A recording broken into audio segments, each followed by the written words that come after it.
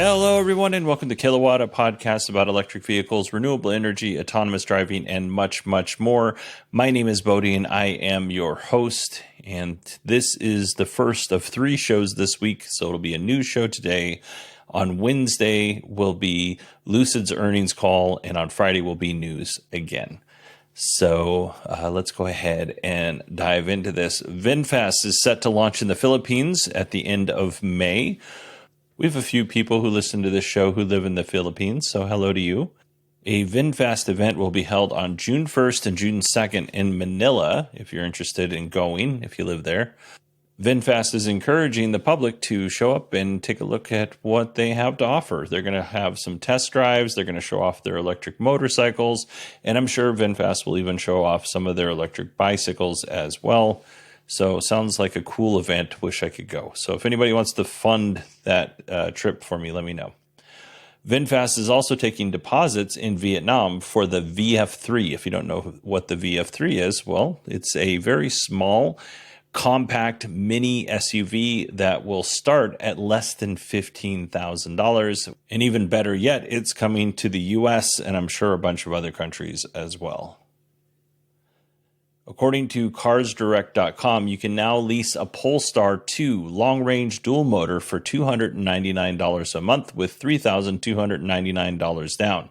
If you're thinking about a Polestar, then you should probably look into this deal. I don't know if this is just US only or if they're doing this in a bunch of different places around the world, so check with your local dealer to find out more information. Also, the Electrek article that I pulled this story from said that Polestar is expected to phase out the Polestar 2 in 2027 and replace it with the Polestar 7. We'll see if that actually happens or not. Battery company Lyten, L-Y-T-E-N, maybe I'm saying that wrong, is producing lithium-sulfur pouch cells, or LIS cells, for Stellantis. And Stellantis is actually going to test these cells in some of their vehicles. Some of the areas of concern for these types of cells is life cycle, stability, real-world operating conditions, and corrosion, which are some real areas of concern. But Lyten feels like they have addressed these issues and they're ready to go to market. So we'll see what the test brings. I don't want to go into too much detail about this because this may or may not bear fruit depending on whether it works or not, but we'll definitely keep an eye on it. Let's get to some NIO news. NIO has produced a total of 500,000 EVs. So congrats to the NIO team on that accomplishment. It also looks like NIO will show off their first mass market car in May. They're going to do this through their sub-brand Onvo, O-N-V-O. I'm also probably saying that wrong, by the end of the year. And this is not to be confused with their other sub-brand of affordable cars, which is Firefly, which we'll see more about that brand in 2025. But Onvo is supposed to announce or show off the L60, which is a direct Model Y competitor and will cost less than $30,000 US. Now, at the moment, this vehicle is slated for the European market, and I'm sure the Chinese market as well, although the article didn't specifically say that. But if the L60 is as impressive as NIO's other models, their more up-brand models, this is going to be good for them. This is going to be a really good move for NIO. While we're on the topic of good moves for NIO, NIO is partnering with a couple of different companies. Let's start with NIO and Guangzhou Automotive Group, GAC. They are close to, or they've already signed by the time you hear this, a cooperation agreement to bring charging and swapping stations in Guangzhou, Guangdong province of China. So if you're new and don't know, NIO is a Chinese EV maker. And one of the things that sets them apart is they have these battery swap stations. And the battery swap stations are like these little tiny garages that people drive their EV into.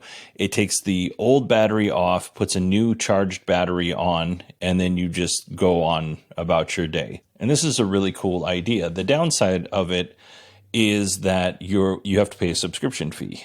Now, the way I understand that it works, and I don't live in China and I can't read Chinese, so I'm doing the best I can with the information I have here, but you buy the car outright. but you don't buy the battery with the car. So you get a little discount on the car price because you're not buying that battery with the car. And then you subscribe to the battery pack.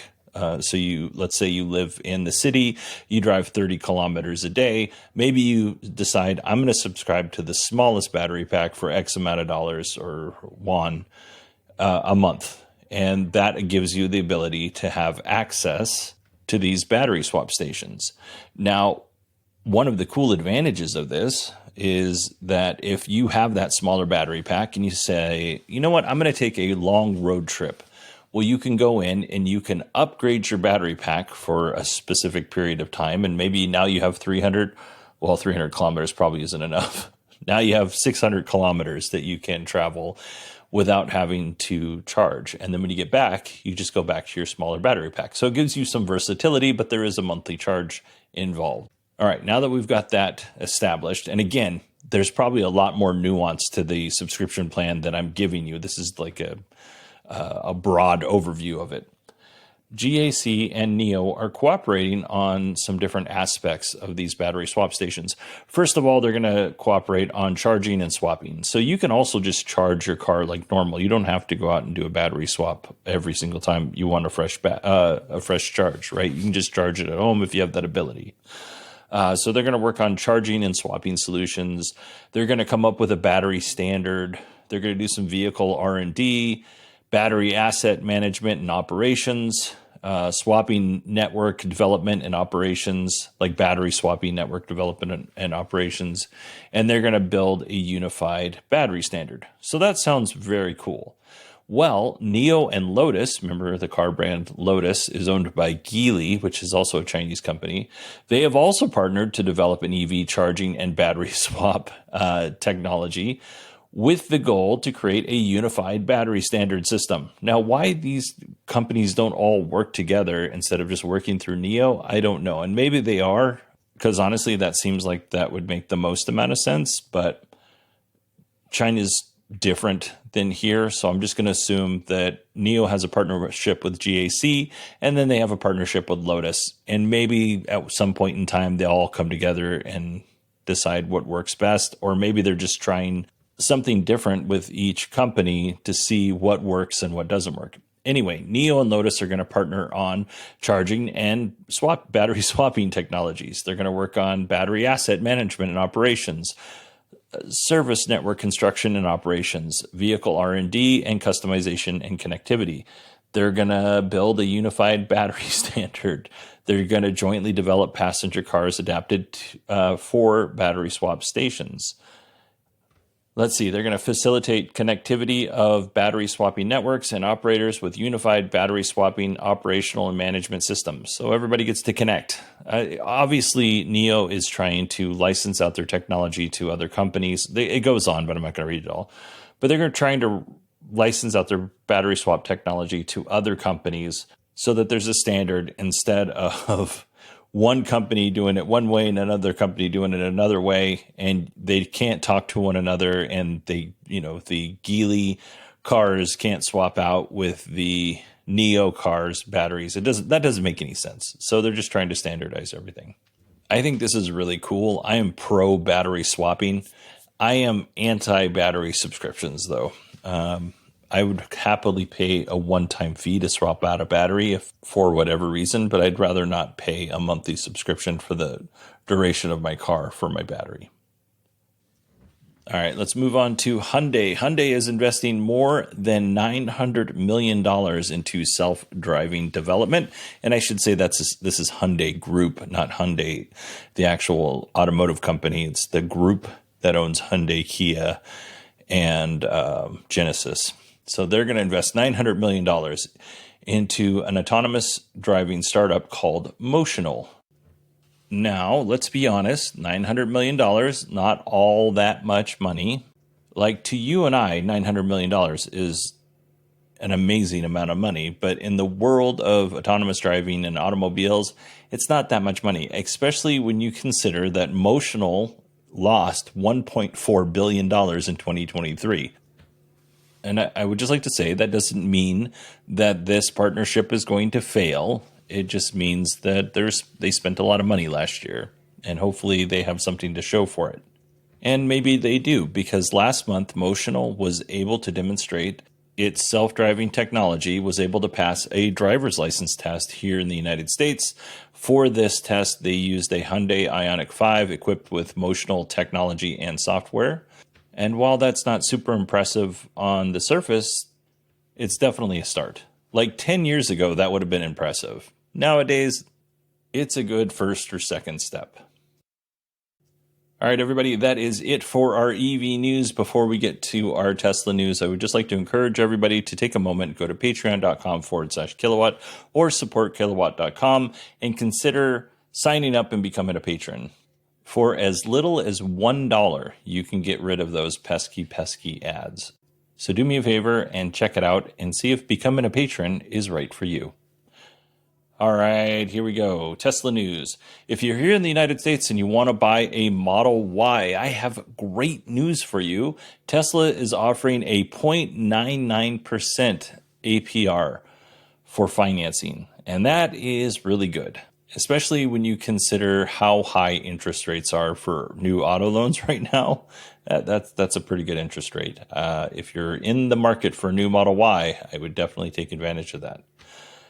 Sticking with the Model Y news, Tesla stopped selling the Model Y standard range rear-wheel drive, which had a range of 260 miles. So what did they replace it with? Well, they replaced it with a long-range rear-wheel drive with 320 miles, which is pretty cool. If you recently purchased, within the last few months, a standard range Model Y, and you're like, man, I would have liked that extra range, well, you will soon be able to pay somewhere between $1,500 and $2,000 to gain an additional 40 to 60 miles of range, depending on what battery cells you have in your vehicle. So why do I say soon? Why isn't it now? Well, Tesla is working on getting regulatory approval to make this happen. And if you're new around these parts and you're like, wow, that's a novel concept, software locking the range on a battery, it's not. Tesla's been doing this since the Model S. And some people think it's a really good way to do business, and some people absolutely hate it. Moving on to a polarizing vehicle. Are you a Cybertruck owner waiting for full self-driving? Well, then I have an update for you. A bunch of people in the Tesla community were asking Elon on X, when is full self-driving coming to Cybertruck? And if it's going to be a while, can the people who own Cybertruck at least get some of the driver assist features like lane keep assist, that kind of thing? Well, Elon responded on Twitter, and he said, we must focus on full self-driving for the other 99% of the fleet. Cybertruck FSD is a few months away. Which, if you spent, $100,000 plus on a vehicle, probably not what you want to hear.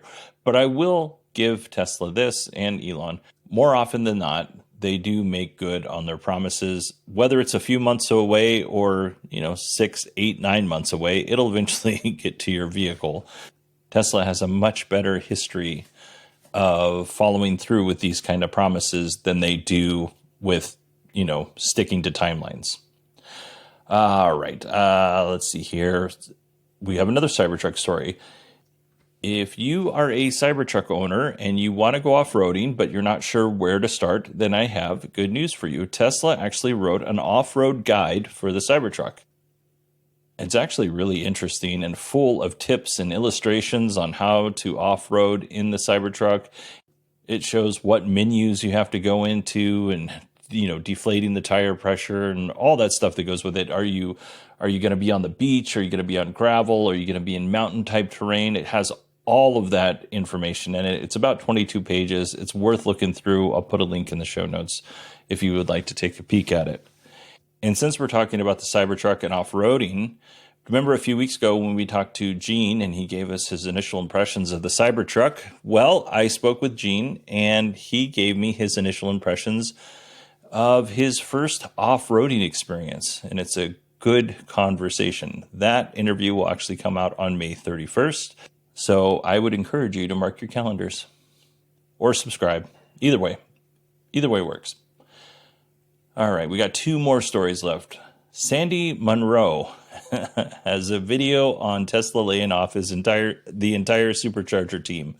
This video is about 12 minutes long, and it's a completely different point of view from the nonsense that I've been spouting. Like, I don't know anything about business. I know how I feel, right? Sandy is a business person. He's worked for automotive companies in the past. He's been laid off by companies in the past. And he made this video. He's very passionate about it. I actually laughed out loud a couple of times. I don't agree with many of the things that he says. But again, I'm not a business person. This is coming at it from a business point of view. And this is also coming at this from the direction of the automotive industry. Like for me, Sandy is a very trusted source.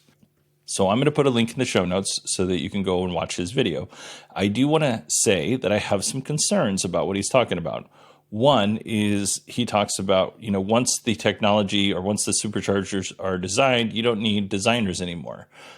I would argue against that and say you still need somebody to develop the technology for the future. Otherwise, you risk falling behind. And he talked about the supercharger network having the best uptime, and I think I agree with that. But if you don't have anybody maintaining that supercharger network, or you have less people maintaining that supercharger network, that's going to be a problem. You're not going to have the best uptime for long, or you may not have the best uptime for long. So time will tell whether or not he's right or wrong on this. Honestly, this guy tends to be right on a lot of things. So even though I don't necessarily agree with the video, I really enjoyed it. He also argued that Elon doesn't think in like checkers, he thinks in chess. He thinks way down the road. And I think that's probably true, but Elon's also, not probably, that is true, but Elon's also very impulsive and has to, eat his words a little bit. And I'd also argue that the way that he rolled out these layoffs is bad for morale across the entire company. We're definitely seeing that.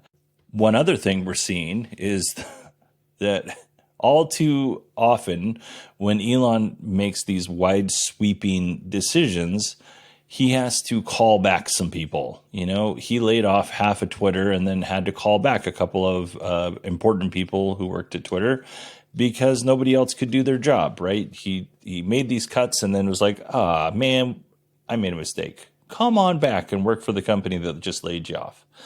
So here's an update. I think this was from Bloomberg. Tesla has rehired some of the Supercharger team. One of the people coming back is Max de Zeger, who was the director of charging for North America and worked under Rebecca Tanucci, who was the senior director and responsible for the NACS adoption of third-party OEMs.